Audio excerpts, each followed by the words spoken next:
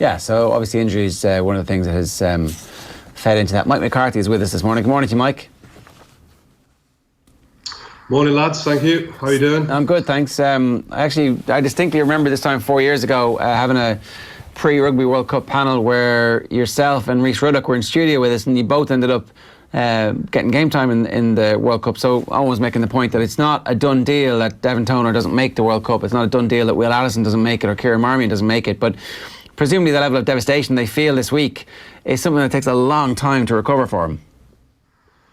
Oh yeah, it'll be a massive knockback. I texted Dev the other night and got a response. So just from the text I received from him, I could see how down he was about it. And this is something Dev hasn't really had to deal with in his amazing career. We've heard all the stats: 50 games under Joe Smith, 67 caps.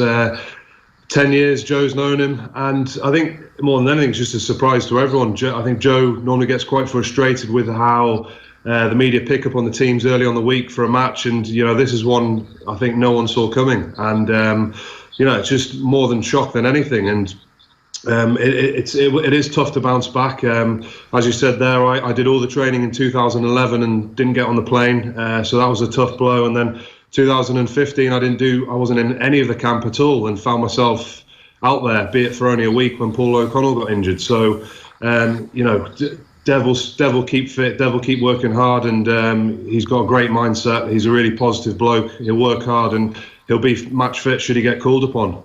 So 2015, you wouldn't have been, say, first man up. Is that correct, Mike? And then it's just over a period of time, and after things change a little bit, after a few weeks, you end up becoming first man who gets called in? Yeah, well, Dev will go back to the province and go onto their schedule, their training system, and he'll be fit, he'll be strong, and he'll be ready to go. He'll get over this. It'll be tough watching, as it for the likes of Dan Levy in a completely different scenario, who's injured and can't be out there. It's incredibly tough, and you can picture what the guys are doing in camp. You can picture everything they're doing, seeing the pictures on social media of them getting on the plane, getting all the gear. It's incredibly tough, but I'm absolutely devastated and definitely didn't see this coming. I don't think Joe's been taking any attention to my depth chart, which firmly had Dev at the very top. Yeah, exactly. Well, you had Dev at the top in January, and then he was definitely ahead of John Klein and Tyg Byrne when we did the depth chart a couple of weeks ago. Like, I was actually just looking back at that this morning, and when you did the piece with us in January, you did qualify your Devin Toner pick by saying, "I'm the first one to say that Dev is not a power athlete," and it seems that is a very important quote when you look at the reason behind why Joe Schmidt left him out. Yeah, I was reading something yesterday. I'm not sure if you guys saw it, but it was, how Joe's anticipating a high-tempo game for Japan. In 2015, I think the ball in play was 37 minutes 34, and they're anticipating that 2019, that's going to be 50 minutes. So Joe has picked a team full of dynamism, and mobility is key. And not to say Dev's not mobile, but perhaps that's an area he sees John Klein as having a slight edge. But for me, it's not clear-cut. There's not a big enough gap, but if there is a gap, to justify it for me. And my worry is, with a lack of kind of experience of guys calling, James Ryan has called, but he hasn't got much experience.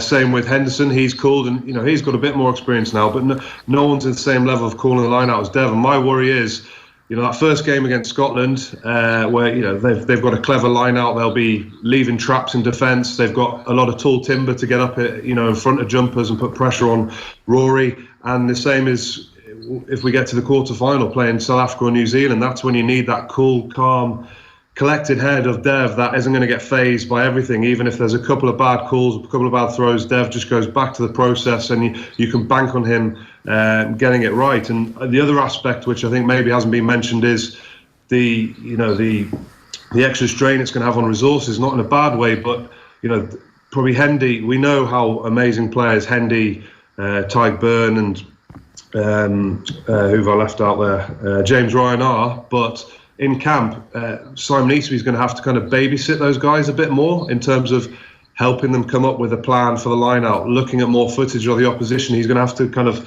look after them a lot more than where with Dev, having Dev in camp, he's a leader, he is a coach. so he can completely run that side of the line out. So it's going to have a bit of an impact in terms of resources in those guys needing to be kind of guided through it a little bit more than perhaps with Dev. Is that a Devon Toner t-shirt over your shoulder? Oh yes. Sorry, I've had it on before. I thought it was just far away. It actually is small. It's my daughter's one, but Leinster supporters sent me 3 t-shirts, 2 for my daughters and 1 for myself. So I try and get a bit of airtime whenever I can. So yeah. The thing is, he was injured. That's the problem here, isn't it? Like, you can't go into a World Cup with somebody who's carrying an injury who's not able to do themselves justice. Yeah, that's exactly right. But when it's a player, someone like Johnny Sexton or Dev Toner, with the amount of credits they've built up, we just spoke about. He's had 50 caps under Joe. He's out of Dev's 67 caps. He's got an incredible amount of credits. He's been part of the legacy which Joe will leave behind and has created. He's been there for beating the All Blacks twice, beating South Africa away from home for the first time, the Triple Crown, the Six Nation wins. He's been there, he's done it all. So it is just more of a shock than anything. And yes, he did come into the camp with an injury, which does put you behind. And it's incredibly tough, not being able to be out there. There's no substitute for running on the pitch, being able to do the running and wrestling on the pitch. And if he's come in slightly behind guys who've been doing that for 2 or 3 weeks, it really does show when you're doing fitness tests and stuff like that, and you're a bit further behind. So, unfortunately, that seems to have cost Dev, and he just didn't get a good run, unfortunately, in those warm-up games to put his best foot forward in terms of selection. But I fully believe he'll be out there. If I made it out there, he's got an even better chance of making it out there. So fingers crossed. Mike, talk to us a little bit about just how important the whole role of the tight head scrummaging second row actually is, because this has become something that has apparently been a big deal for the Irish management team for the last 18 months and is behind the thinking, so we're led to believe, is behind the thinking of fast-tracking John Klein into the squad. Yeah, I mean, tight head scrummaging, it is a different level to scrumming on the other side. But for me, I just can't see that as being a reason. Dev is an incredibly good scrummager. He's very heavy. I know from when I was at Leinster, Tig and Mike Ross in particular, they loved having Dev behind him. He adds huge amount of weight and ballast. He's a big man. And, I just can't see there's a big enough difference between him and... I haven't seen John Klein scrummage, so I can't really answer. I know he's a big man as well, but for me, scrummaging for Dev is not a weakness. So I'm not sure if maybe it's kind of more of a physicality aspect, but again, for me, Dev showed that against the All Blacks when he was manhandling Brodie Retallick in 2018. Dev puts his body on the line and he is incredibly physical. But yeah, to answer your question, scrummaging on the tight head is a lot tougher. It takes a lot more out of your legs. You have to scrummage for 3, 4, 5 seconds longer than everyone else because you just don't want to give anything back in terms of a pushback from the opposition. So you actually keep scrummaging after the ball's gone out the scrum. Then what you find is you come out the scrum and your legs are a lot heavier than anyone else's, particularly the back rows. So you are kind of it's equivalent of doing a fitness test but doing like 10 seconds on the watt bike before you go and do your sprint. So it takes a lot more out of you, and as the game goes further and further along, 50, 60, 70 minutes, that tight head scrummaging, being able to scrummage for 80 minutes, it's a big skill that people don't see or probably understand. And so if you were designing a rugby team from scratch, you would hope that your line-out caller, if it was going to be somebody in the second row, wouldn't be the tight head scrummager in an ideal scenario. Yeah, probably in an ideal scenario. Yeah, just because the extra work, the extra fatigue you'll be under scrummaging on the tight head. But Dev just got it all. I was kind of writing a little list of the positive Dev brings. We spoke about like leading the line out in attack, but I mentioned it the last time I was on. These are things people don't see again. Dev 6'11", standing at the tail of the line out in defence. When the opposition are attacking, it forces the opposition to throw the ball to the front of the line out. That means when the 9 passes the ball to 10, it's a longer pass. The ball's in the air for a second longer, which allows your defence to eat up the line speed, get up in their faces. That's a positive ripple effect from an action by Dev that has a positive effect on the rest of the team. The other area is kickoff receipt, kickoff send. He's incredibly good at, a short kickoff. You need the ball back. A short kickoff by Johnny. Dev retrieves the ball. That's massive. That is massive in a quarterfinal where you're 1 or 2 points behind or ahead, to be able to have that skill to win the ball back. We've spoken about his scrum, and he's got an incredible engine on him. And we spoke about the physicality. He brought that. We saw that against the All Blacks in 2018. But as I heard Drico speaking earlier, I think he said, it's been a shock, but we have to get over it now and get behind the team, because it's done. And that's why Joe is one of the best coaches in the world. He's ruthless, and he makes big decisions and big calls, which I'm sure 99% of the time come to fruition. Do you like what you've seen from Ty Byrne? Oh yeah, I think he's an incredible player. Yeah, and for a 30-man squad to have someone who can cover second row and back row, he's an ideal man to have on your bench. When he came on against, I think it was Italy, he got, a couple of poachers in within a couple of minutes, a couple of turnovers. Again, that's massive when, you're a point or two behind or ahead, for someone to come and do that and totally change the momentum of the game. That's massive. He's great in the line out. He's dynamic. He's a good ball carrier, hits really clever lines in attack. The only concern for me over Ty Byrne was if you're playing a big team, say in the quarterfinal, playing South Africa, and he was starting in the second row, is the weight thing. He's not the biggest, if John Klein's injured or something, would you go with Ty Byrne starting the second row against the likes of Diego and Etzebeth? Because the scrum foundation is the key to, I suppose, to winning the game. Like that's the thing, Mike. I was kind of taking the piss out of the whole notion that Devon Toner is tall, therefore he should be in the team yesterday. And I know nobody's kind of saying that on a one-dimensional level. But then kind of thinking about it from both sides of the story, like if you are one of those South African second rows and that Devon Toner is on the bench, I mean, there is something about being that tall. There is something about being 6'10", and you see this monster coming off the bench. I'm not talking about Devon Toner starting, but him coming off the bench and adding that to the line out late in a game. There is sort of a psychological thing there that Devon Toner coming on brings, rather than John Klein or Ty Byrne or whoever the backup second row might be on the bench. Oh yeah, I can tell you from experience. I've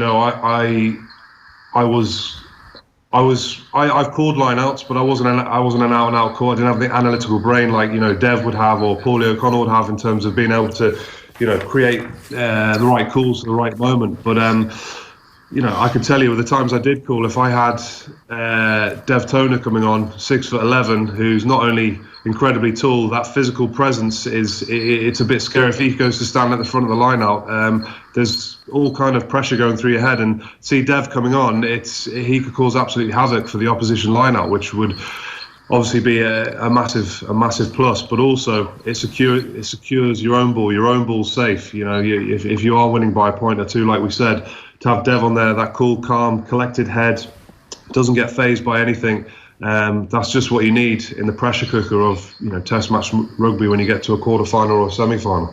So he could actually time his run perfectly, because hopefully the guys go really well through the pool stages. There's likely to be an injury picked up, and Dev comes in, and it could be perfect timing for him to get there for the quarter-final. There's a couple of possible teams being named in the newspapers this morning, Mike, when it comes to this weekend's Wales game in Dublin. It talks of a back row in the Irish Independent and in the Irish Times of CJ Stander at 8 and Conan at 6. We've kind of been speaking about Conan versus Stander over the past couple of months, and that probably is the battle. Do you see potentially anything, perhaps maybe midweek, if Stander isn't rested, in this back line where you have the two lads playing together in that back row? Sorry, if Stander and Conan are playing together? Yeah, how big a possibility is that? Oh yeah, I suppose it is a possibility. I mean, what that gives you is incredible ball carrying power, and I think maybe we found, while we've been on a massive high with everything that's been achieved and winning the Triple Crown, the last Six Nations, that game to England where we got physically dominated, the Wales game at the Millennium Stadium. physicality has been called into question. We were unable to really get over the gain line, and that's what we've been great at in the past, is chipping away, like Sir James Ryan, running into heavy traffic, winning those inches, winning the momentum, winning the gain line. And maybe that's what we lacked a bit in the Six Nations, keeping hold of the ball and winning those inches. And to have Conan and CJ Stander, who is two very different but great players in terms of getting you over the gain line, offering themselves up, great engines on them. To have them both playing together could have a massive influence on the Irish attack. As I say, if you continually keep getting, even if it's inch by inch, getting over the gain line, that's just making the defence have to work harder. They have to, instead of running across to get around the ruck to set their positions in defence, they have to run back and around, which takes a couple of extra seconds, and it could have a massive knock-on effect for the lads. So Jack Conan's form over last season, and even when he's had the opportunity, has been absolutely incredible. So he really is knocking on the door, and I don't think we haven't seen the same CJ Stander, which we know the level he can play at. So I mean, it'll be great to see them both playing on Saturday, and I think we're definitely going to see two full-strength teams. And I even heard that it's likely these warm-up games that the coaches would have actually spoken to kind of tee up to make sure they are going full strength to full strength, as opposed to last week where it was Wales's second team. And we can get a real gauge as to where we are actually at after those 4 games. Yeah, and particularly, I don't know if we get a gauge after this weekend, because obviously it's the first chance that we're going to have to see a bunch of players who haven't played any rugby in the pre-season for us. So it'll be our first look at Earls, Henshaw and Johnny Sexton in particular. Is it possible that we can play badly this weekend and still have a good World Cup? Well, I definitely think so, yeah. I definitely think so. But those players you named are players that historically have been able to come back from long-term injury, the likes of Robbie Henshaw with that shoulder.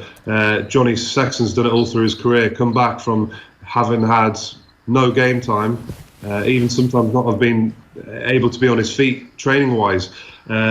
And they've just hit the ground running. So I haven't got any fear about that. Obviously, going into World Cup, you hope they do get a few miles on the clock going into that. But I think we can have an abysmal, even if we were to lose Aviva, I know that mentally Joe will be able to get the lads up ready for the World Cup. But also, again, I was here listening to Drico speak, and I completely agree with, Joe will have plays from 3 or 4 years ago, which we haven't seen, impossible to analyse for opposition, that will be used, which will catch teams on the hop, completely catch teams cold, and those plays completely change the momentum of the game. They put the team on a massive high, and they kick on from there and play really well. I think we obviously need to hit the ground running with that Scotland game, but I definitely can see us having a good World Cup.